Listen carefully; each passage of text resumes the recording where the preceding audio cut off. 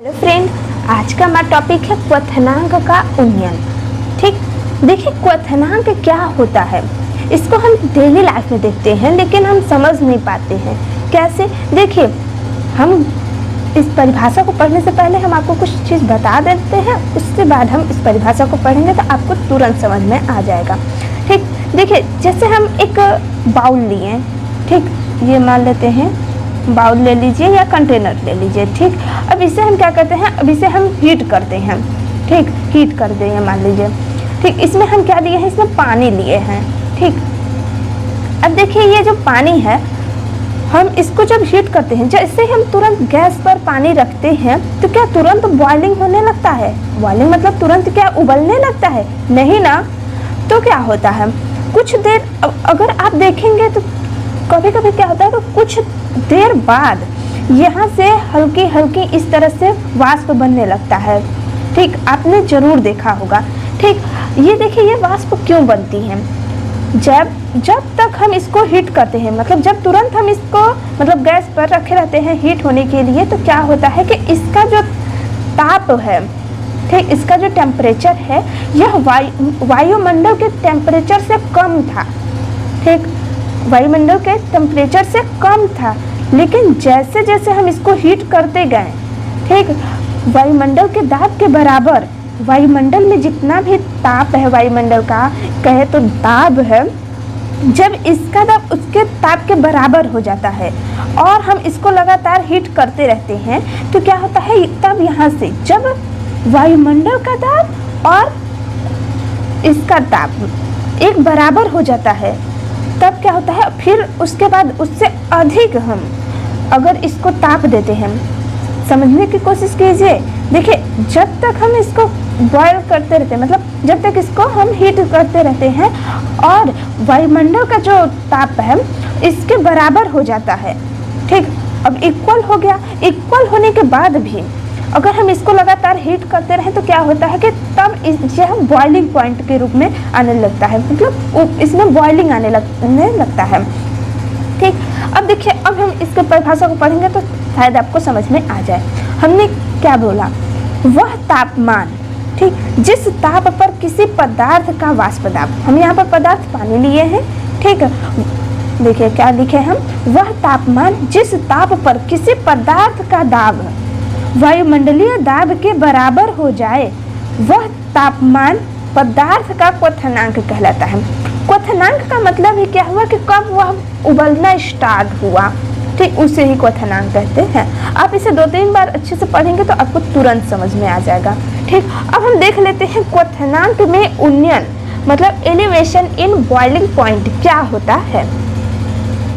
देखिए, क्वथनांक में उन्नयन एलिवेशन इन बॉइलिंग पॉइंट क्या होता है, एक बार हम पहले पूरा पढ़ देते हैं, उसके बाद हम एक एक पॉइंट को समझाते हैं। ठीक, देखिए, किसी विलयन या विलाय या द्रव में अवाष्पशील विलय मिलाने पर विलयन का क्वथनांक में वृद्धि हो जाती है, जिसे क्वथनांक में उन्नयन कहते हैं। इसे डेल टीबी से प्रदर्शित करते हैं। देखिए, हम यहाँ पर आपको क्या बोल रहे हैं कि किसी विलयन क्या होता है, अगर विलयन आई होप आपको समझ में आ रहा होगा क्योंकि हम यही चैप्टर ही पढ़ रहे हैं।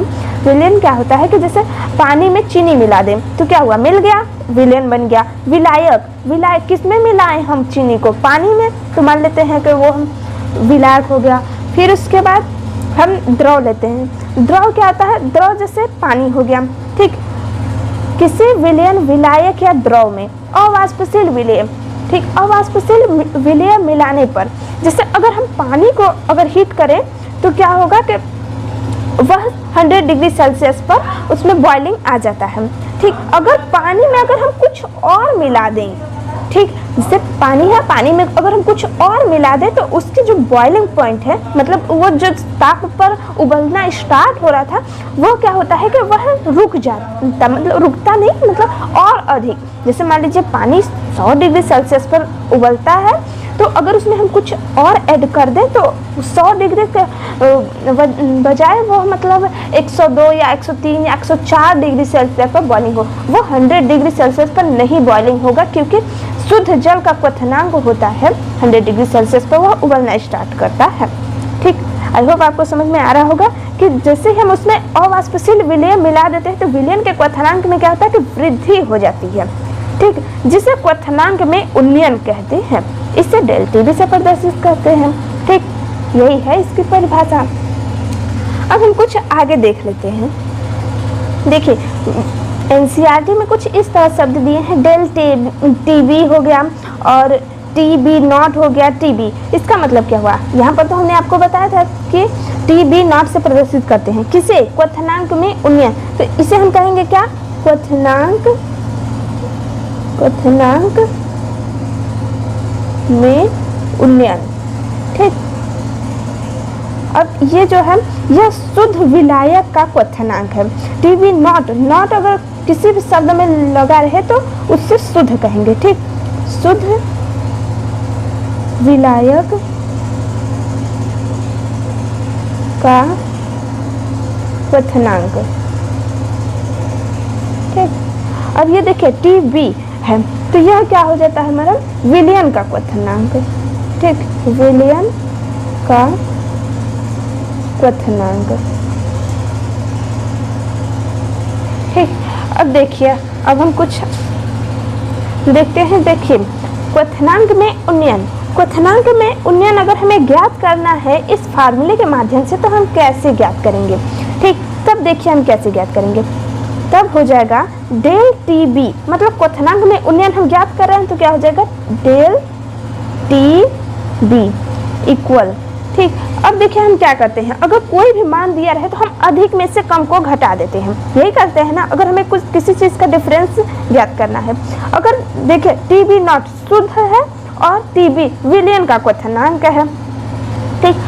ये जो विलायक है ये तो शुद्ध है लेकिन विलयन जो है इसमें कुछ मिला है, मिला है कि मतलब क्या हुआ कि अगर इसमें कुछ मिला है तो मतलब इसका तापमान अधिक होगा। आप समझ रहे ना हम क्या कहना चाह रहे हैं कि विलयन है, मतलब विलयन का परिभाषा है कि दो या दो से अधिक पदार्थों के समांगी मिश्रण को विलयन कहते हैं। तो विलयन है मतलब इसमें कुछ मिला है और विलायक है, शुद्ध विलायक है मतलब इसमें कुछ नहीं मिला है। तो क्या हो जाएगा, तब हम इसका परिभाषा लिख सकते हैं।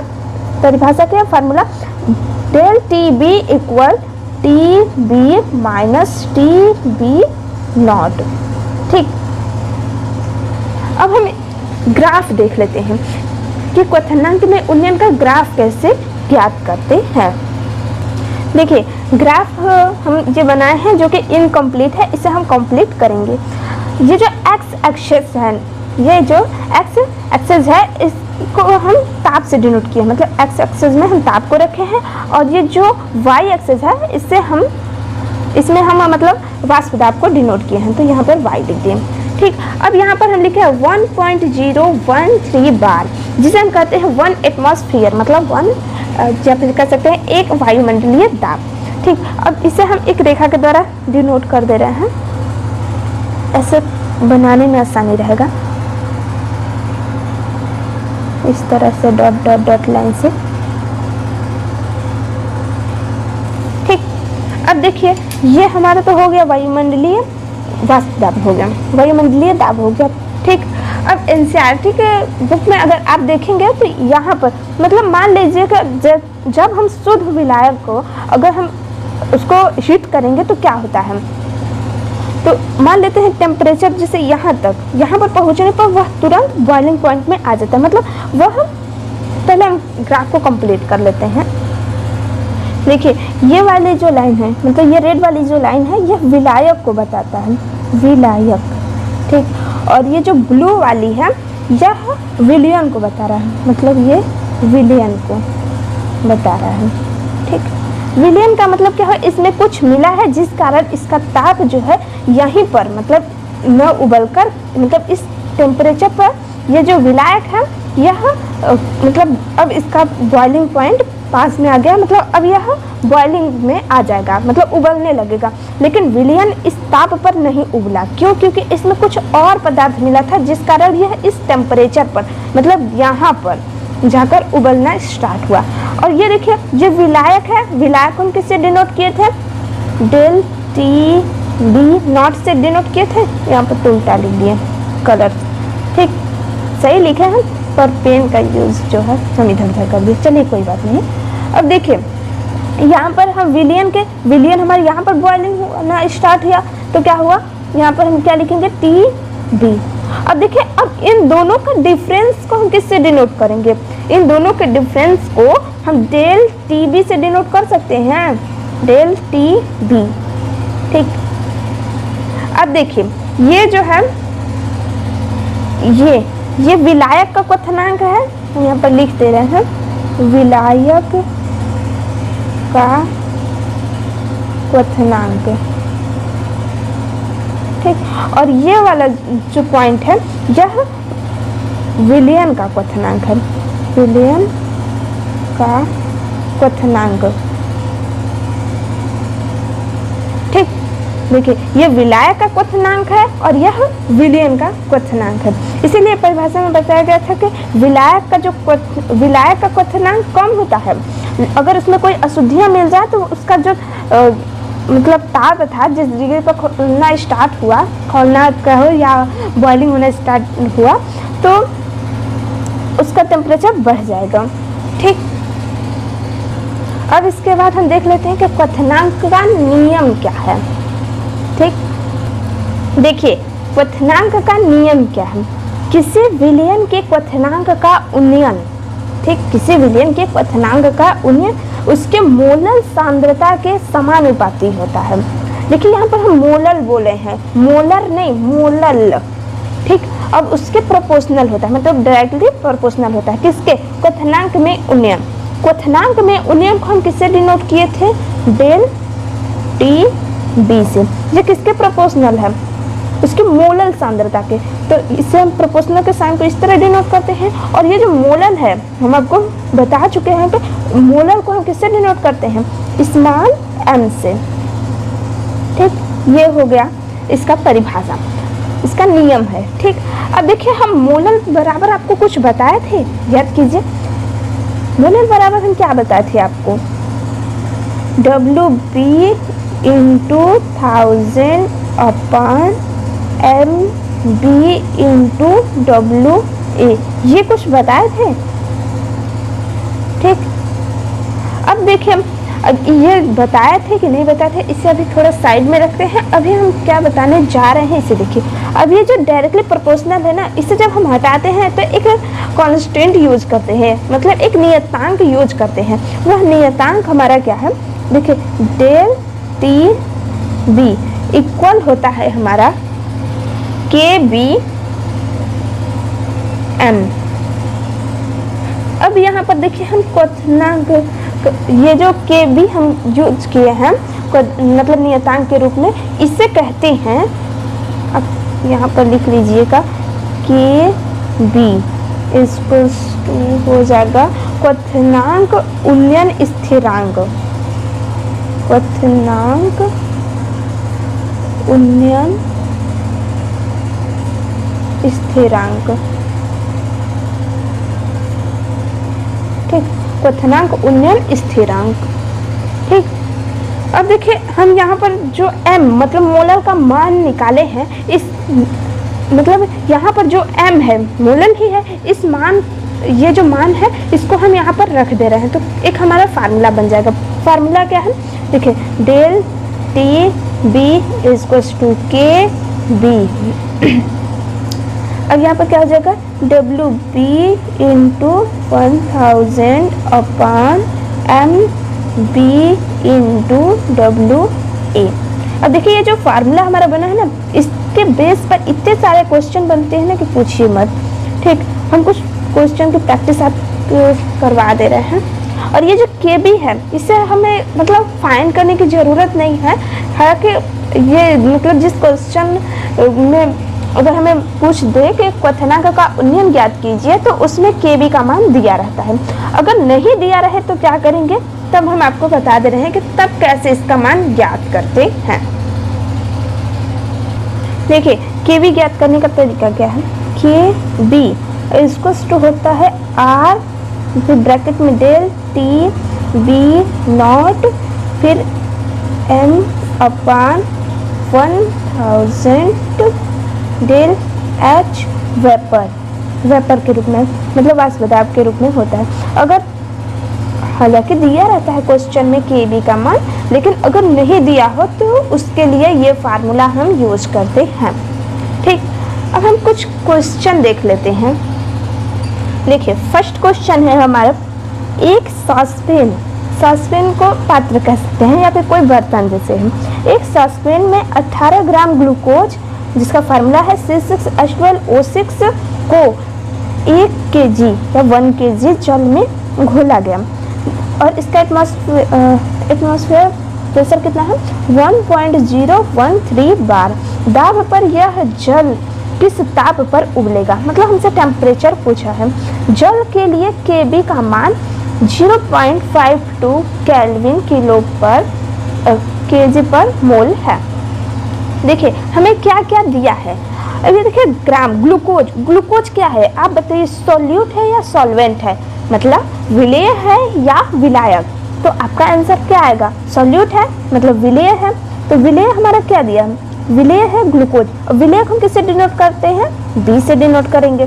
तो क्या कितना दिया है 18 ग्राम। ठीक, तो हम इसे लिख सकते हैं WB बराबर 18 kg।